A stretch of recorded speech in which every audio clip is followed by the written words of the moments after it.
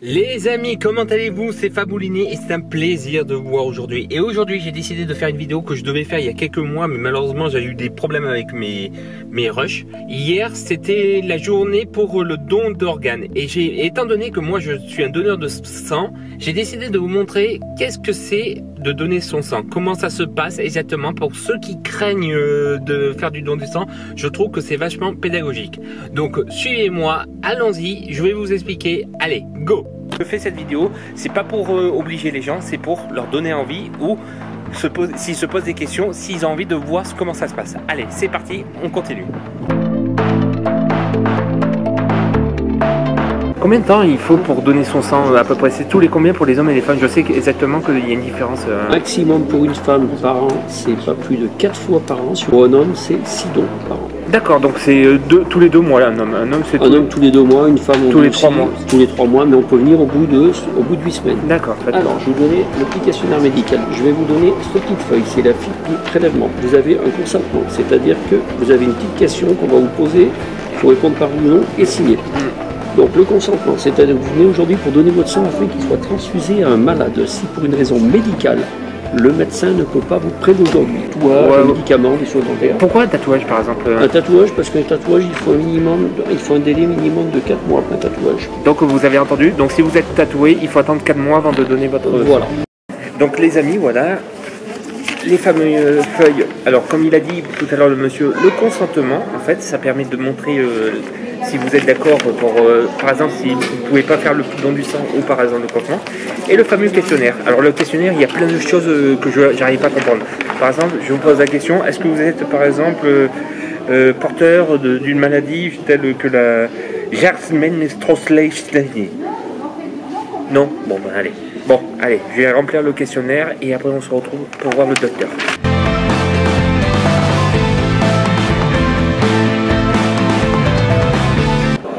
Ils disent même des endroits, par exemple, comme des voyages. Si vous êtes parti à certains endroits, à telle période, par exemple, ils peuvent vous demander pourquoi. Parce qu'il y a risque de contamination, style malaria ou des trucs comme ça. Donc voilà, j'ai terminé les 2 feuilles. Maintenant, je vais aller voir le médecin parce qu'en fait, en gros, tant que je ne peux pas donner mon sang tant que le médecin ne m'a pas aidé. Parce qu'en fait, on peut nous refuser, comme a dit le monsieur, juste avant, dû à par exemple, que j'ai fait un tatouage ou que j'ai été malade il n'y a pas assez longtemps. Ou par exemple, moi qui a été opéré par le sleeve, j'ai dû attendre 1 an avant de redonner mon sang. Donc voilà. Ben voilà, maintenant on attend les docteurs, en gros, ils vont nous prendre à peu près l'attention, nous poser plein de questions sur notre santé, si on se sent prêt, surtout être prêt, et surtout bien manger avant de venir faire le don du sang, et surtout boire. Mais après, une fois qu'on a attendu, on attend, et on attend l'accord du docteur, voilà. Et ensuite, une fois que c'est passé, on passera derrière, exactement pour se faire prendre le sang. Je ne sais pas les quantités, donc je vais demander, et on verra ce qui se passera.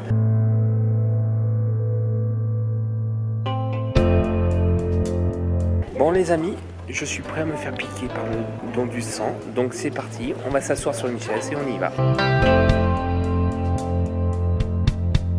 Comme vous voyez, quand on est sur le don du sang, on est sur un fauteuil comme ça. Pourquoi? Tout simplement parce que si on ne se sent pas bien pendant la transfusion, on peut par exemple avoir besoin d'être allongé ou on se fait remonter les pieds.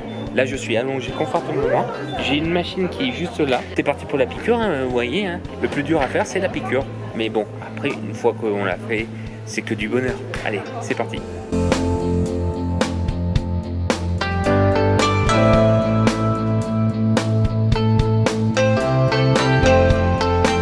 L'équipe est toujours gentille, agréable, franchement, voilà. Bon, bien sûr, elle va vous piquer, mais bon, c'est comme ça. Oh! Bon, est-ce que je vous montre comment elle me pique? Non, on va éviter ça, on évite. Non, on va surtout filmer ma tête, peut-être je filme. Combien, une poche se remplit de combien à peu près exactement? 480. D'accord. Il y a 3 types de volumes, 420, 450 et 480. Et c'est pourquoi? C'est par rapport à quoi le remplissage par rapport à la mort? C'est le médecin qui calcule, c'est 13% de la masse corporelle. Et aussi ça dépend si vous avez eu une opération, si vous êtes plus ou moins fatigué en ce moment, si vous avez déjà fait des malaises. Ça c'est le médecin qui décide ces entretiens. D'accord, ok.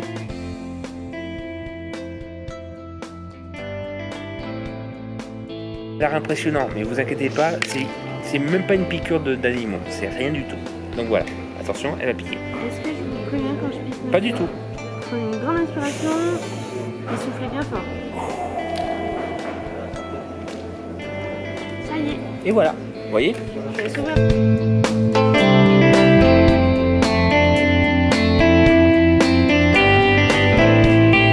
Et voilà, ça y est, ça s'est arrêté. Bah vous voyez, ça sonne là. Voilà, elle m'enlève le garrot. Ah ça, c'est pas une partie de plaisir ça. Et voilà, ça y est, elle m'a retiré le lit. Et ensuite, j'aurai droit à un petit pansement qui va se faire plus tard. Et puis voilà.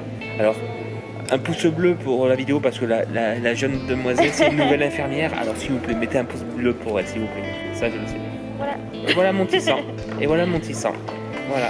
Tu laisses appuyer à ma place? Bien sûr, hop là, je vais tenir. Et voilà les amis, ça y est, j'ai fait mon don du sang comme vous voyez. Mais avant de partir, vous êtes obligés de passer par un point important, la collation. Vous ne pouvez pas partir sans boire un coup, manger un coup, parce que sinon, ils vont vous tirer les oreilles. Et croyez-moi, ils l'ont déjà fait avec moi. Donc c'est parti, on va à la collation. Donc les amis, voilà, on est à la fin. Maintenant, je suis à la collation. Alors vous avez le choix. Avant, quand il y avait la collation, on avait droit à plein de repas, mais malheureusement, mesure Covid, malheureusement, on évite d'être trop ensemble. Voilà. Donc, j'ai pris du sucré, vous voyez. Je vous garantis, j'ai pas beaucoup faim, mais bon, je vais essayer de manger au moins un peu de sucré. Ce qui est bien avec le don du sang, c'est que tout le monde peut le faire. Ça, vraiment, que vous n'avez pas peur, que vous avez peur, tout le monde vous pouvez être rassuré. Il y a les bénévoles qui sont là pour vous rassurer, ils seront toujours là. Les médecins sont là, les infirmiers sont là. Franchement, c'est que du plaisir. Maintenant, je vais me régaler et on va finir. Vous n'allez pas quand même me regarder manger quand même. Non, non, non, c'est pas très beau. Non, vous comprenez, hein, non, c'est dégueulasse de manger. Non, allez, coupons.